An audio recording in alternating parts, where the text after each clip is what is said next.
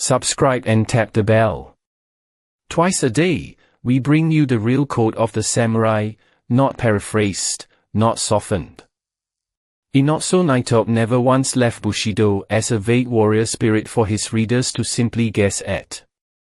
He broke it apart into 8 distinct, load-bearing parts, each one already covered in its own dedicated video elsewhere on this channel with its actual defining quotation. Today's job is genuinely different, seeing how all 8 pieces actually fit together as one single working structure, rather than 8 separate ideas that merely happen to share the same name. Start with the one Nitobe placed first for a reason: rectitude, the discipline of deciding a course of action through reason and holding to it once it's settled, rather than quietly renegotiating with yourself once the decision becomes inconvenient.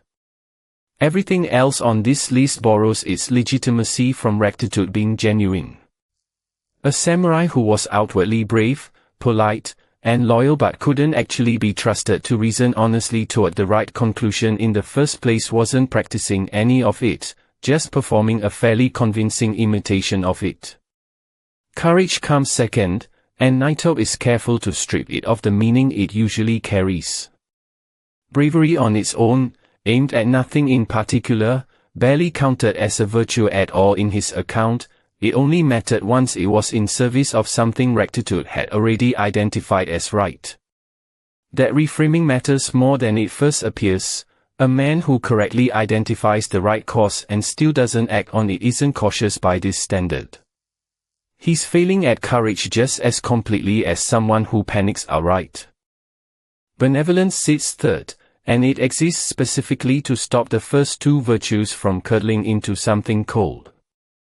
A code built purely around correct judgment and brave action, with nothing to balance it, risks producing warriors who are right and ruthless in equal measure. Nitobe insisted the opposite, that the strongest, most dangerous men in the country owed the gentlest conduct to anyone without the power to defend themselves, precisely because nothing external was forcing that gentleness out of them. Politeness follows, and it's the virtue modern readers most reliably misread as simple manners. Nitobe rooted it in genuine respect for another person's feelings, with the outward courtesy only ever a visible symptom of that deeper respect, never a replacement for it. A bow performed without the underlying regard behind it wasn't practicing this virtue. It was just a physical motion borrowing the shape of one. Veracity comes fifth, a standard of honesty severe enough that a samurai's bare word was expected to function without any contract behind it, and severe enough that Nitobe treated an artfully misleading true statement as no better than an outright lie.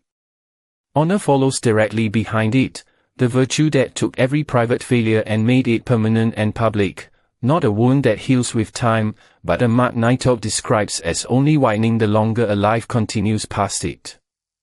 Loyalty, seventh, is the virtue Nitobe calls the keystone holding the whole arch together, obligation to someone counting on you that outlasts your own convenience, even at real personal cost. And self-control comes last, deliberately, because it's the one standing guard over every virtue listed before it.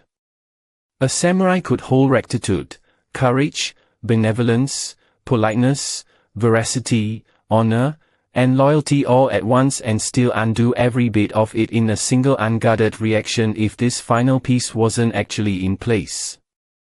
What the individual deep dive videos on each of these can't easily show, because each one only has room for a single virtue, is how tightly load-bearing this structure actually is.